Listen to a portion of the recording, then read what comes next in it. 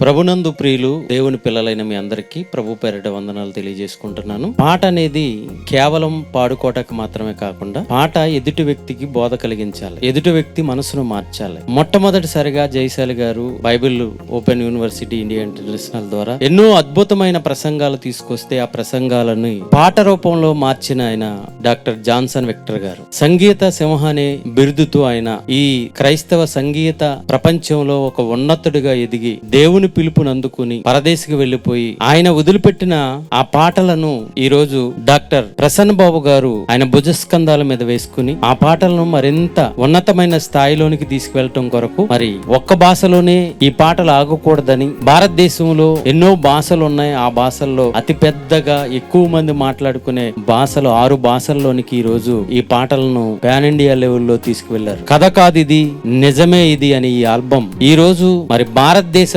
అనేక మందికి వినిపించాలని సుమారుగా 6 భాషల్లోనికి వెళ్ళిన ఈ ఆల్బమ్ మరి జనవరి 12వ తారీఖు నుంచి జరుగుతున్న నేషనల్ సెమినార్ లో ఈ ఆల్బమ్ విడుదల కాబోతుంది. ఈ పాటలు అనేక మందికి చేరువవ్వాలని, ఈ పాటల ద్వారా అనేక మంది మారాలని నేను మనసారా కోరుకుంటున్నాను. ఇది రాను రాను జాన్సన్ విక్టర్ గారు స్థాపించిన ఈ ఆల్బమ్స్ ఇంకా దినదిన అభివృద్ధి చెంది ప్రపంచ వ్యాప్తం అవ్వాలని మనసారా కోరుకుంటూ ఉన్నాను. మిమ్మల్ని అందరినీ దేవుడు దీవించును గాక.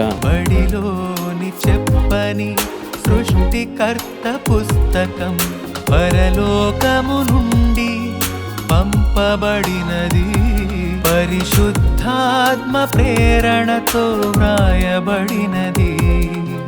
కథ కాదిది, నిజమే ఇది, ఆ దేవుడే రాసినది.